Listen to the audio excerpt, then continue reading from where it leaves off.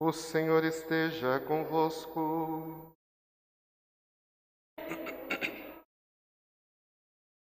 Proclamação do Evangelho de Jesus Cristo segundo Mateus.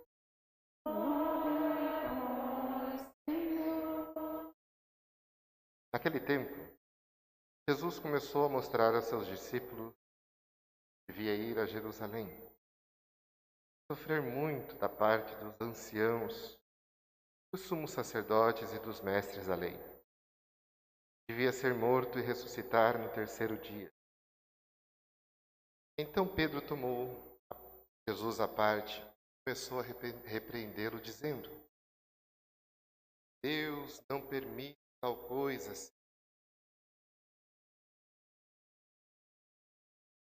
Porém, voltou-se para Pedro e disse: Vai para longe, Satanás. Faz para mim uma pedra de tropeço, porque não pensas as coisas de Deus, mas sim as coisas dos homens. Então Jesus disse aos discípulos: Se alguém quer me seguir, renuncie a si mesmo, tome a sua cruz e me siga.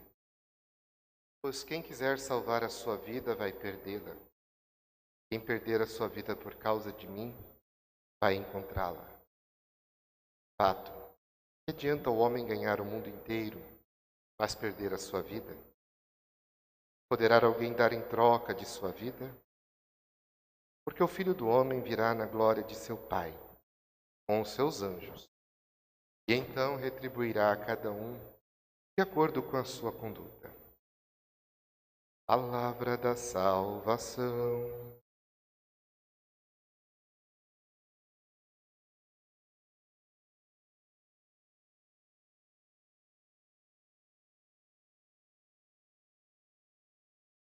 Podemos sentar?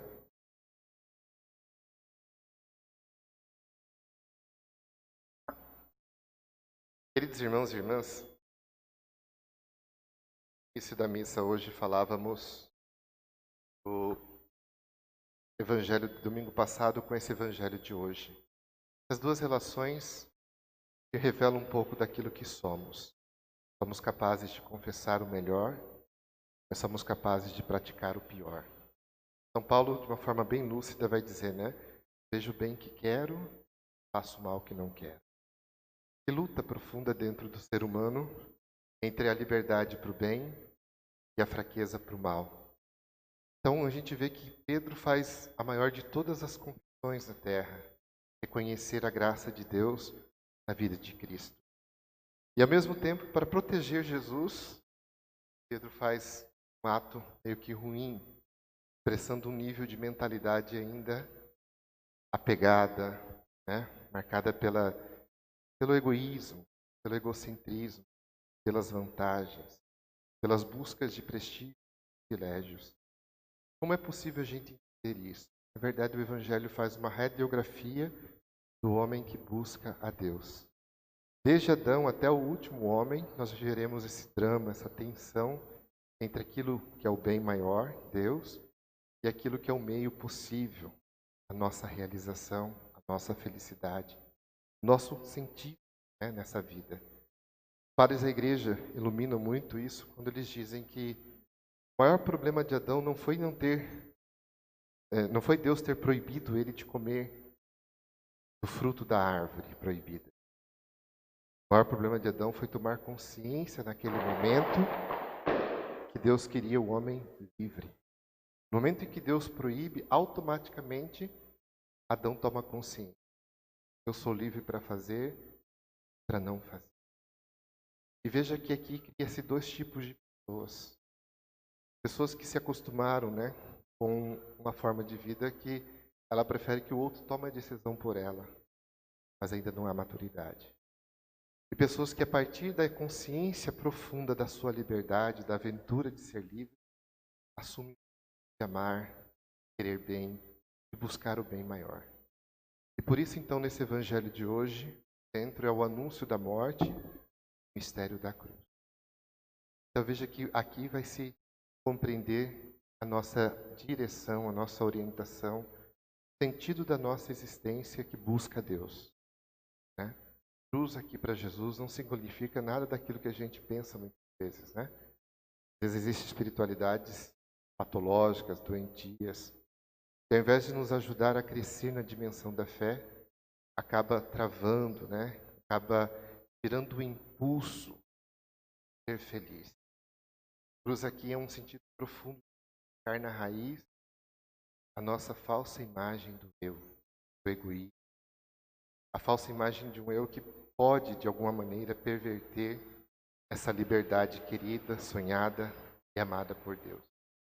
Santo Inácio diz assim no início dos livros dos exercícios espirituais, que a essência do homem, quando criado à imagem de Deus, para amar, louvar, adorar, servir o Criador. Então, se a gente aprendesse a reorientar esse sentido, esse afeto, né, a gente encontraria aquilo que é a finalidade da nossa vida, nossa autorrealização, ou a palavra que a gente mais usa, né, a nossa felicidade. E é a partir dessa finalidade ou dessa essência humana que a gente pode interpretar a cruz. A cruz como purificação de um eu que se perdeu. Quando o amor, abertura para o outro, se transforma em egoísmo, em fechamento, o auto-amor, né? Aí a gente acaba não mais amando as pessoas, mas usando as pessoas. É tão triste essa relação, a gente vive isso, né? Então, cruz é purificar-nos de um eu doente. Cruz é purificar-nos com a deficiência no amor. Né? Quantas vezes a gente, quando percebe que alguém nos machuca, aquele movimento tão bonito de amar se transforma num ódio, uma mágoa, um rancor, um ressentimento. Toda essa energia da vida que é viver acaba se transformando numa coisa ruim, patológica. Então veja que a cruz vem então para nos iluminar que é possível continuar, que vale a pena continuar se realizando nesse exercício de abertura. O homem se realiza abrindo e não se fechando. É bem simples, né? Se a gente fizer uma análise diária, né? Como diz também Santo Inácio, né? Exercícios espirituais, um dos pontos fundamentais é o discernimento diário, né? É o diário, onde a gente coloca-nos diante de Deus para ver qual que é o sentimento que moveu-nos. Segundo ponto, Santo Inácio fala de que o homem nasceu para adorar. Adorar é a abertura ao sagrado por excelência. Capacidade de ver atrás do sol a beleza da luz divina.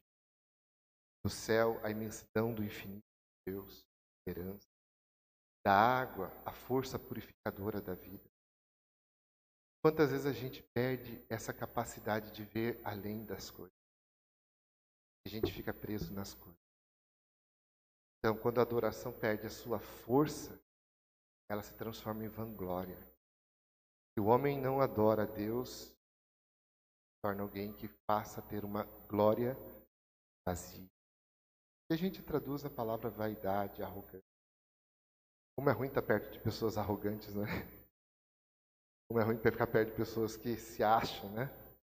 Então veja, a vanglória é a autolatria, é a adoração de si, é a incapacidade de maravilhar diante do sorriso de uma criança, de um céu azul, da beleza de um sol. Ou seja, perde a capacidade de sorrir. O cristianismo se define pela adoração, porque o espírito cristão, o estilo de vida cristão, é a alegria, é o sorriso. Pois Santo Inácio também vai identificar no sentido profundo da alma, né? Amar, adorar, louvar. A palavra louvar em latim, lodare, está ligado com benedire. Então que louva a Deus é o cristão bendiz. O que é bem dizer? É dizer bem aos outros. É abençoar. São Paulo fala, não amaldiçoeis, abençoe. Quantas palavras de maldição saem da nossa boca diariamente? Através do desejo, do impulso, das intenções. Veja, então, o pecado, na verdade, ele reverteu, ele desviou-nos da finalidade de si. Ele nos prendeu dentro de nós. Então, quem não bendiz, quem não louva, quem não sabe agradecer, passa a ter uma vida o quê? Você vai identificando, né? Pessoas que murmuram o tempo todo. Não precisa xingar. Basta murmurar, né? A gente murmura, reclama o tempo todo. Ou seja, a gente perdeu essa capacidade de céu, né? Essa capacidade de impulso para o outro. E por fim, traço definir a vida como servir. É interessante que o serviço é a última expressão de Santo Inácio, porque é nela que vai definir o fundamento do nosso existir. É nela que vai estar o sentido mais claro, mais evidente daquilo que podemos chamar então de cruz. Dominada pela vida de Jesus, Jesus disse: eu não vim para ser servido, bajulado, ter prestígio, buscar glórias humanas. Mas aí Jesus define: então eu vim para servir. E ele não para aí. Ele usa uma expressão em grego, né, roté, que significa isto é. Ou seja, servir para Jesus significa uma causa maior. E a causa maior é dar a... Servir significa doar, pegar, dar a vida. Veja como que isso ilumina o mistério da cruz. Porque o que Jesus está fazendo aqui? Iluminando Pedro, para que Pedro perceba as artimanhas, sutilezas, quais que vão muitas vezes sabotando a nossa vida, vão minando a nossa força, vão minando a nossa integridade, vão minando o nosso desejo de perseverar. E nas coisas pequenas, sabe? Coisas do dia a dia, como a gente foi vendo aqui, né? Nessa análise de Santo Inácio, né? Sobre a descrição da alma, né? Essa busca, essa essência nossa. Pequenas coisas da vida a gente vê, às vezes, uma palavra mal dada de alguém, que às vezes não acordou bem, a gente já fica sentido. Se a pessoa não disse um bom dia, né? Ou disse um bom dia meio torto, a gente já fica ressentido. Às vezes a gente se afasta da igreja porque o padre, né? Não me olhou nesse dia, então a gente já fica emburrado. Quanta verdade se revela da gente.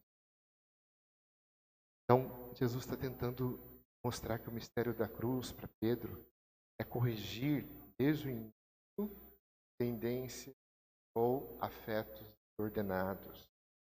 Afetos que podem nos levar para o pior de nós. Então, agora Jesus fala assim: quem não tomar a sua cruz e me seguir, não encontrará o sentido da vida. É se tomar a cruz. Não é tomar um peso da vida. A vida já é pesada por si só. Mas é descobrir que vale a pena continuar sendo fiel àquilo que Deus sonhou para cada um de nós. Vale a pena continuar fiéis e leais àquele chamado primeiro de Deus na nossa vida. Daí que então tem uma grande disputa, né? Para trabalhar dentro da gente para entender esse sentido da cruz. Há duas divisões na igreja, assim, teológica, que é bacana, porque faz a gente aprender um pouco da gente, né? Uma é Santo Tomás, grande teólogo da igreja, que vai falar que o mistério da encarnação, de alguma maneira, está subordinado ao pecado humano. Deus havia feito o homem com um projeto bonito, ser feliz, para realizar, e no momento em que o homem se perde, Deus envia seu filho, e a gente usa essa expressão, né, para tirar a gente da lama, para tirar a gente do buraco. Respeitando o Santo Tomás, essa tradição que é bonita, que é rica, né, que tem um seu aspecto verdadeiro, de fato, após o pecado, nós precisamos que Deus nos tire da lama, que Deus nos tire da situação ruim, é verdade. Mas há uma verdade maior que complementa essa verdade parcial. Por isso a gente entende a cruz de uma outra maneira. É um outro, não é santo ainda, mas vai ser santo daqui a pouco. Um teólogo medieval chamado Duns Scoto, franciscano. Duns Scoto vai dizer bem assim, olhando para Tomás, né, contemporâneo de Santo Tomás, ele diz: verdade, Tomás. Mas só que essa verdade tem que estar abaixo de um outro fundamento. Independente do homem pecar, o mistério da encarnação já estava previsto por Deus. Porque não tem dois planos em Deus. Tem um único plano em dois momentos. Um único dom, uma única vontade de Deus em dois momentos. Deus cria-nos livres para nos salvar. Então, criação e salvação não são dois momentos, não são dois planos, é um plano só em dois momentos. Deus nos criou livre para nos salvar livremente. Deus não quer que ninguém se salve se não for de forma livre. E por isso liberdade significa correr risco. E aí Duns Scotus vai dizer isso. Então, a salvação maior não pode estar subordinada ao pecado humano. A salvação maior já é dom, já é graça. Já está implícita na nossa maneira de viver. Por que ele vai dizer isso? Porque ninguém nasce querendo ser triste. Alguém quer ser triste na vida? Por que vocês estão aqui? Porque vocês querem ser felizes. Vocês querem encontrar a vontade de Deus. Porque vocês querem encontrar um jeito de se realizar na vida. Eu vejo que implicitamente já está dentro de nós uma orientação para o bem. Todo mundo quer buscar o bem.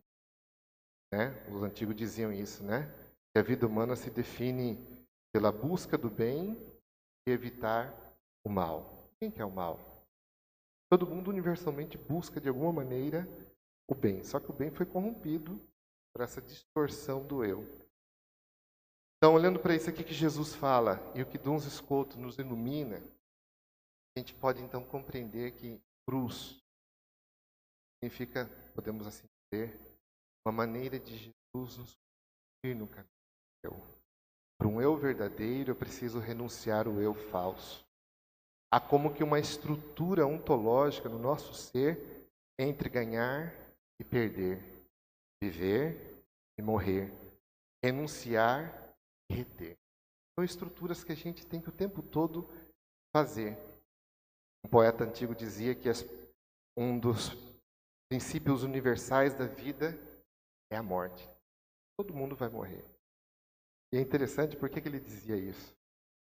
Porque muitas vezes, morrer a gente morre, mas saber viver não é qualquer um que consegue. Por isso a gente precisa aprender a viver, e a cruz vem para iluminar isso. Jesus está colocando no início desse caminho perigos que a nossa vaidade, o nosso eu errado assume, e o meio para encontrar isso. Por quê?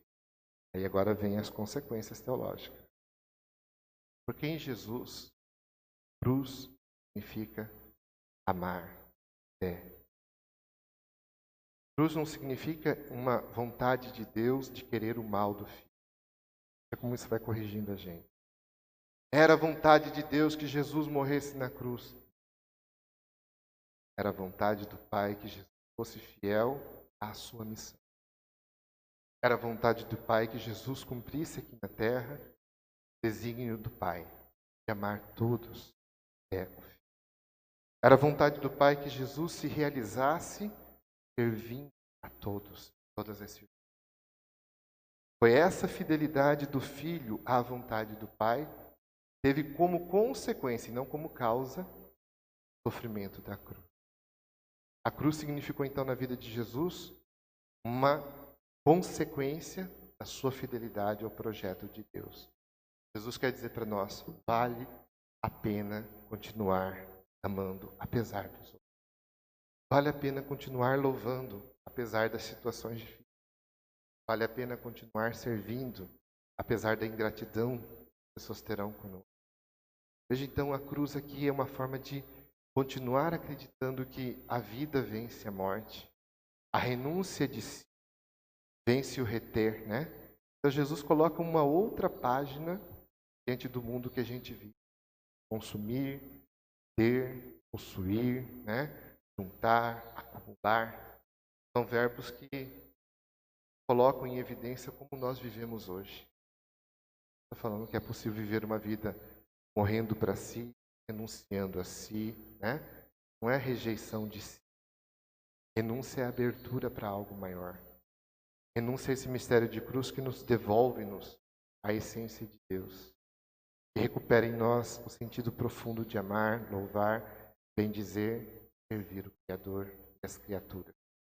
Então é nessa ótica, né? São Paulo vai dizer na primeira leitura, não vos conformeis com este mundo. mas conformai-vos com o mistério de Deus. Revesti-vos do homem novo, do homem velho. Eis o sentido, então, que aponta esse evangelho da cruz, né? Jesus, então, não veio no mundo para sofrer. Jesus veio no mundo para ser feliz. E qual que era a felicidade de Jesus? A gente aí podemos olhar, né? As músicas, as canções cristãs, o jeito de... Era a simplicidade. Quem ama, gente, não coloca fardo. Quem ama, tira fardo. Olha a diferença profunda. Quem ama de verdade, tira o fardo dos outros. Porque quem ama, serve. Quem não ama, né? Coloca mais peso para os outros. E é isso que está desgastando hoje as relações, os casamentos, as amizades, porque as pessoas estão se tornando pesadas umas para as outras, porque perdeu o sentido, o verdadeiro amor que é servir, quer sair de si, quer se desapegar um pouco do seu próprio eu, quer não pensar que você é o único ponto de vista. Todo mundo tem sua vista própria, seu modo de ver diferente. Então enriquecemos-nos com o mistério da cruz, à medida que está à frente da nossa vida, Jesus veio para ser feliz. E ele diz, a minha alegria é fazer a vontade do meu Pai. Como que ele vai, a gente descobre isso, né? Quando João pergunta, é você, João Batista, ou precisamos esperar outro? Jesus fala para os discípulos, vai, digam a João, o que vocês estão vendo e ouvindo?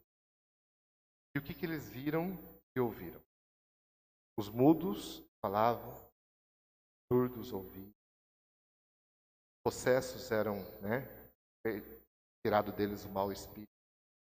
As pessoas tristes eram acalentadas. Os miseráveis da vida recebiam uma palavra de esperança.